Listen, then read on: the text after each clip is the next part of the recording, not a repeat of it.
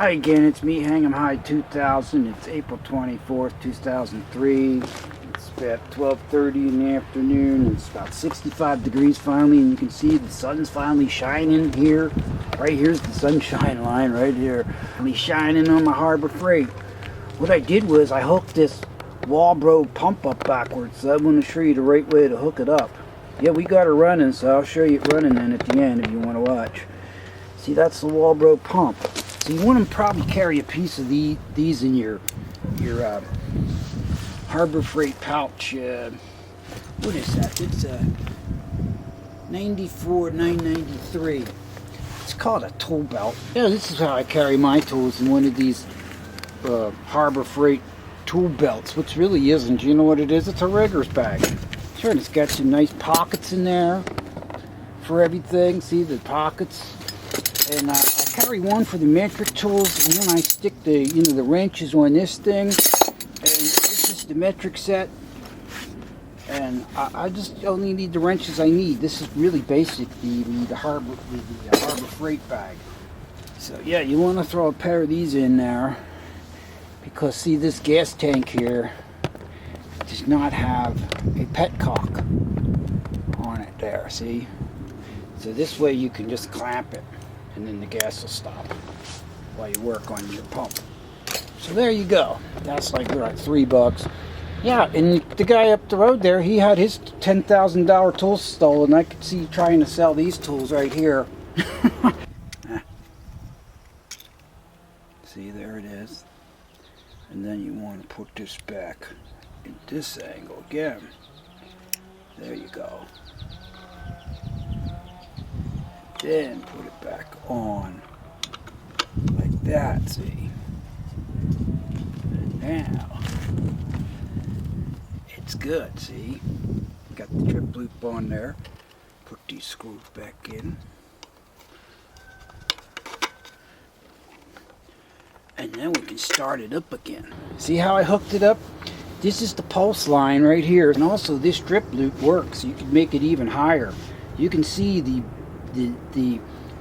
oil coming up in here, and it starts in the bubble, and then it works its way down. It bubbles, you know what I mean, like dishwashing liquid, and then it starts to run back down in its solid form.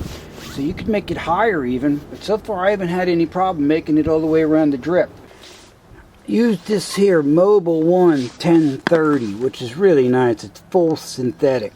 This is actually the best. And then I marked it right here, so you don't have any discrepancy pouring it in. Then I made this handy dandy funnel, see, from this Harbor Freight funnel, and some piece of tubing I got at the Home Depot. And then you don't get any spill, see? Fits right in there, see that? And you can just dump it right in like so. Yep. And then I keep it in this box here, because you know why?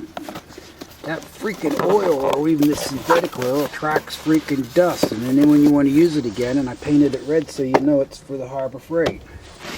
Yep. I want to kind of like hold this up here. So I have this drip loop of mine working. I found this wire tie. Yeah, remember, don't put it in the frame yet. That might not work like mine. This is really the way to get her going. Oh, you can hurt it.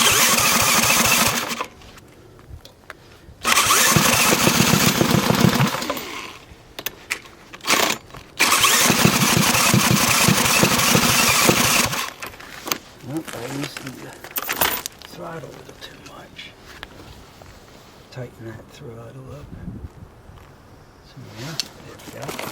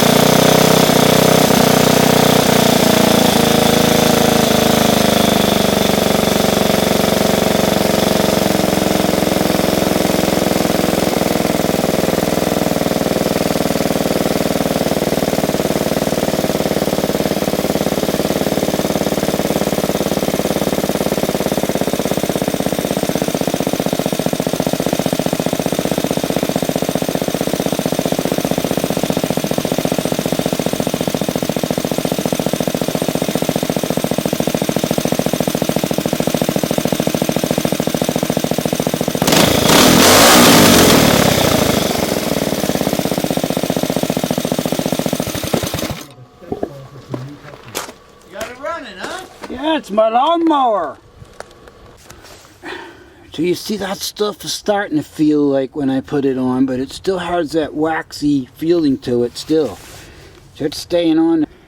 I gotta wrap this here muffler too, because you know it's gonna burn my leg, because that's where your leg is on that side. And yeah, you don't want to put any of these covers on for your initial startup. Stick it on this pad here, and you're gonna need the throttle cable now to start it, but she really shakes it in idle, don't it? So that's about it. I'm gonna start it up again. So yeah, I just built yourself something out of like this, out of old crummy wood. It's not like really something that you need to copy. You can come up with your own idea. But to start it, you're gonna have to turn that idle screw in, it seems, you know.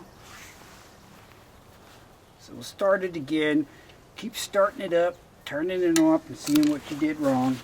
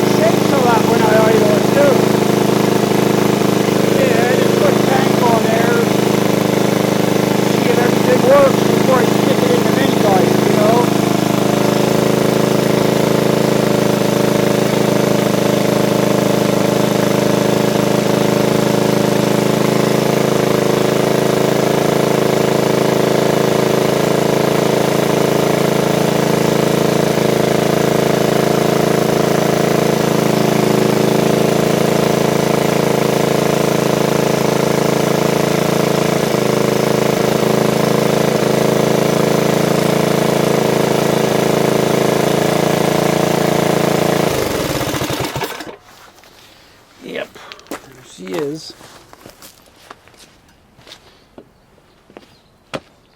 Pay up, pay your bets.